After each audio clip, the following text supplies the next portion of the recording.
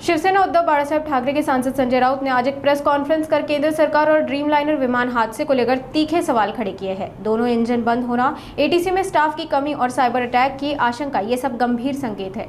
सरकार को गंभीरता से जांच करनी चाहिए। राउत ने कहा कि शत्रु देश की ओर से साइबर हमले की संभावना जताई जा रही है और इस दिशा में जांच भी जारी है। एक लक्षात घ्या की आता ड्रीमलाइनरच्या अपघाताची चौकशी सुरू. हा अपघात किंवा लोकांच्या मनात ज्या शंका आहेत अन्य त्या संदर्भात या देशातल्या आणि विदेशातल्या अनेक एजन्सी एकत्र तपास करतात.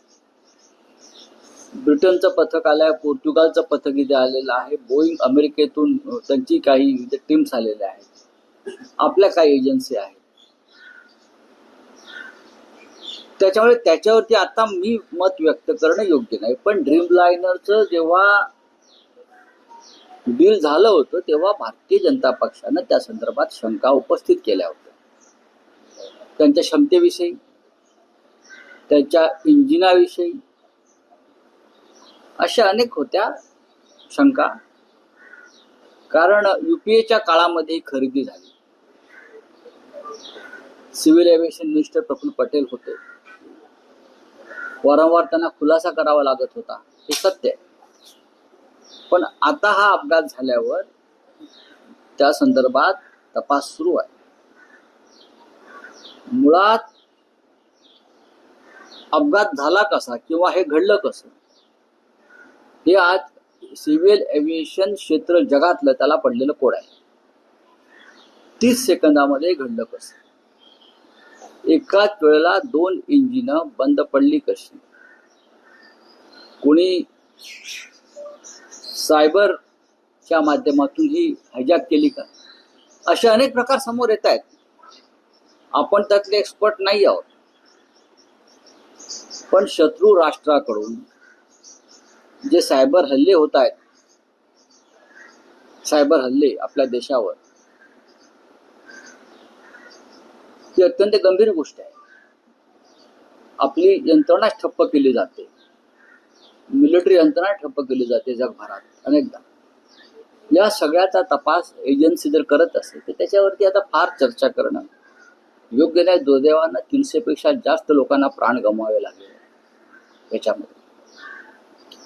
लोक वेगळे एंगल्स देत आहेत, एक्सपर्ट्स, तर ते तपास होईल. तुम्ही जो संशय व्यक्त करता आहात सायबर हल्ला किंवा ज्या पद्धतीनं अत्याधुनिक सगळ्या यंत्रणा होतोय, तर हा अपघात आहे की घातपात आहे, तुमचं काय मत आहे? नाही, मी त्याच्यावरती आता माझ्या मनात काही शंका आहेत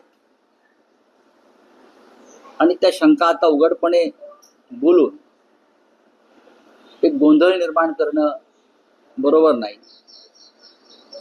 माहिती विविध क्षेत्रातून आमच्याकडे सुद्धा येत असते. मुळात विषय आहे मेंटेनन्स. अहमदाबाद एअरपोर्टवर जिथून हे विमान उडायला परवानगी दिली, ज्या संस्था आहेत सरकारच्या मेंटेनन्स संदर्भात, इंजिनिअरिंग संदर्भात, एटीसी संदर्भात, एटीसी मध्ये क्षमतेपेक्षा 56% माणसं कमी आहेत. एटीसी मध्ये, डीजीसीए मध्ये, ज्यांच्याकडून विमानाच्या सुरक्षेची सगळ्यात जास्त जबाबदारी आपण अपेक्षा करतो, तेथेच माणसं कमी आहेत. का, कशासाठी? अहमदाबाद एअरपोर्ट कोणाच्या ताब्यात आहे? अहमदाबाद एअरपोर्टवर विमानांच्या मेंटेनन्सची जबाबदारी कोणावर आहे? या सगळ्या गोष्टींवर आज लोक, प्रवासी यांच्या मनात संशय आहे.